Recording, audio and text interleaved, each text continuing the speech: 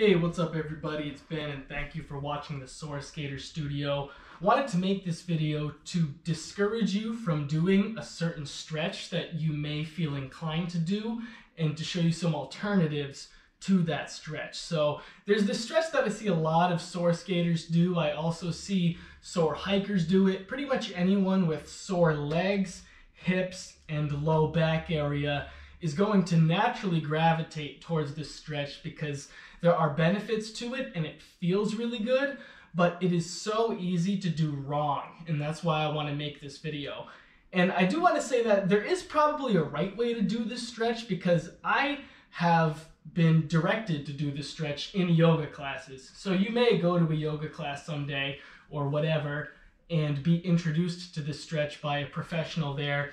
And if you're guided into it in the right way, and I think if you have extra good body awareness and really pay attention to your technique as you get into it, it's probably pretty beneficial because it does do several good things at the same time. But I just think it's too easy to do wrong, especially for someone who's still developing body awareness. So that's why I want to discourage you from doing it at all and just show you other things that will do the same good things without the risks. So here is the thing I don't want you to do. And if you want to, you can try it out with me. Just be careful and, don't do it a lot, but just to test it out. Here we go. So this is the stretch that I see sore skaters, sore hikers, long walkers do. What they do is they put their feet together like this, and then the knees are out wide. And then from here they just do like a forward bend, and sometimes they grab their feet with their hands. Other times they grab their knees, maybe they put their hands out in front of them. But they just splay their legs out like this, feet together, and they lean forward. And the reason so many people gravitate towards this stretch is because it does feel good if you've got sore legs, hips, maybe a groin area. So first of all, any forward bend where the torso bends forward in relation to the hips, that lengthens the hamstrings. So getting length through the hamstrings is a hamstring stretch, and that will feel great if you have short hamstrings from walking a lot, skateboarding, doing whatever. Now the openness of the legs, the splayed openness, makes your groin open. It gives you a groin stretch that you wouldn't get in almost any other position. So that feels good because it's near the hips and it loosens up that whole area, and the groin stretch itself feels good.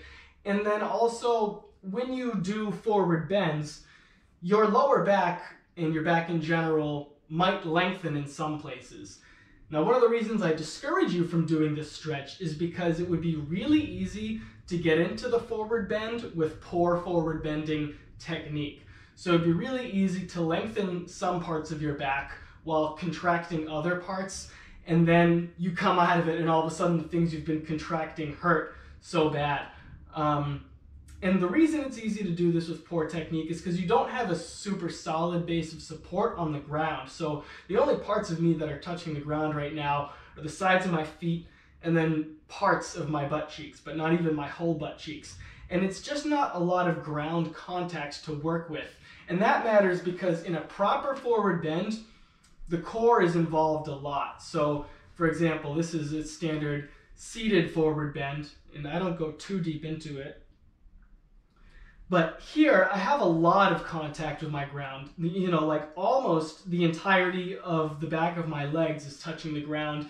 And that gives me a solid base of support from which to engage my core and keep the core tight as I go down. You never want to do a forward bend without using the core because then your back is going to work too much. Your hips might overstrain themselves. You want the core to work to both protect the lower back and guide the body forward in a forward bend. And when you are in this position here, you just don't have the same contact with the ground to use as the base of support to engage your core. And like I said, if you've got great body awareness, if you've got good core strength, and you're guided into it with the proper technique, this could be a good stretch for you. But it probably won't be because most of us just aren't there yet. And I don't even really like messing with this too much because I don't feel like I have the greatest base of support, even though I do yoga and this kind of stuff all the time. So just don't think it's the greatest idea ever.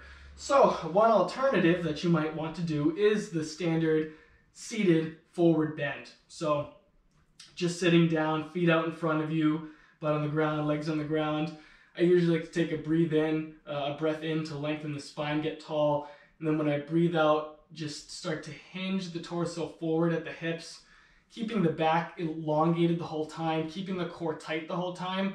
So I pull my button in to protect my belly button, I pull in. That's kind of a way of engaging the core to protect my lower back.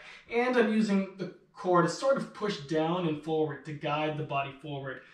And I don't go lower than is possible without keeping my back like upright and aligned. So, you know, once I get to here, if I start trying to go deeper, I start hunching my shoulders over. That's not good. I'm trying to keep my back aligned. I'm also pulling the tops of my thighs up towards my core. That sort of intensifies the hamstring stretch aspect and just helps the legs be active in this position. And sometimes if my body's pretty sore and I'm not really feeling it, maybe I only go down to the point where I touch my shins or my ankles. Maybe I don't even touch my toes. I'll do a whole other thing about forward bends some other time. But if that is too intense, you might try downward dog, where you start in a tabletop position, hands under the shoulders, knees under the hips, and just lift the butt up. So downward dog is also an option. And what is another option for forward bending is to do one with wall support. So I'm just holding my hands on the wall here while I have my torso bent forward in relation to my hips. Form sort of a square where the bottom is the floor, the top is my arms and my shoulders, and the sides are my legs and the wall. So I'm forming sort of a square, and I'm still using my core, still squeezing my core down, bracing the core to protect the back, while also remembering to keep the spine long. So all of those stretches will provide the hamstring stretch aspect of it, and they can also provide a safe way to elongate the spine without crunching the spine up. It's also possible to do forward bends with poor technique, so always keep the core engaged. And don't stay in them forever. It's tempting to stay in a forward bend forever because it can feel so great for the hamstrings, but maybe you're unconsciously building tension in your back because you've stayed in longer than you're ready for. So I'd say determine an amount of time you're going to stay in the forward bend beforehand, and then stick to that, whether that's 3 to 5 long breaths, whether that's 10 seconds. Just set an amount of time that feels right, that isn't too long, and then get out of the forward bend, even if it still feels good, because it can be good to just time yourself like that. Give yourself the right amount of time. Last thing I'll say about the forward bends too is anytime you do a forward bend, it can be helpful to do a back bend. So I'm not going to talk too much about these postures, but 2 back bends you might want to try out are baby cobra, as well as just a standing back bend where you stand up, look up at the ceiling, and then bend the upper back, really just the shoulder area and upper back, bending backwards.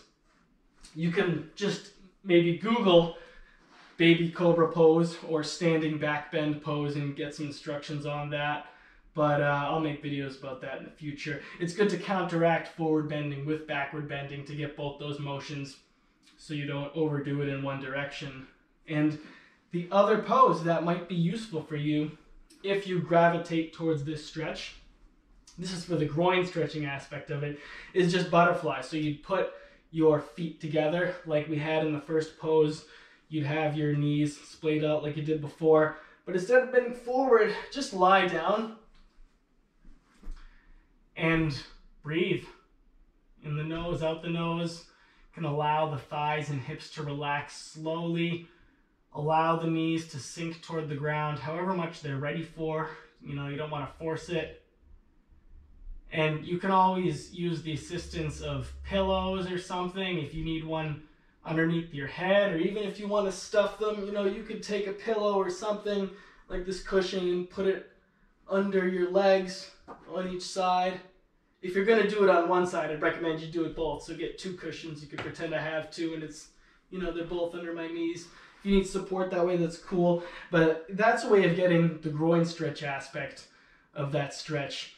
And then finally, too, another awesome hip stretch is just a I don't know, call this a figure 4, lying down, cross one ankle over the other knee, hold the back of your thigh, and right now I've got my right leg crossed, so I would use my right hip to open the leg up, switch sides. So now I'm having my left ankle rest on my right thigh, holding the back of my right thigh, and I'm using the left hip to open the leg outward. I've got a video on my channel about a cool down from skateboarding that includes that posture, so if you check out one of my cool down videos, maybe that'll be the one you'll find that. I'll do more videos with more details on those alternative postures for you, but the main reason I wanted to make this video is to just discourage that original stretch. Again, sitting in butterfly but forward bending, sitting like this. It's just really easy to do wrong without enough core engagement, and even if you don't injure yourself doing it once, doing it over and over and over again might build bad back habits. I think that's the worst thing that could really happen, and then over time you'd have a poorer back and not great core strength because you'd be stretching while ignoring that. So I want to discourage you from doing that particular stretch and encourage you to explore other stretches which will do the same things, such as lengthening the hamstrings, opening the groin, opening the hips. Yeah, I'll have videos in the future that go into more detail about specific stretches that do that, but for now, just don't do the first stretch. If you've ever felt called to it, I'd recommend you just stop and explore other stretches that are better. Alright, thanks for watching the Skater Studio. My name is Ben. I'll see you next time. Peace out.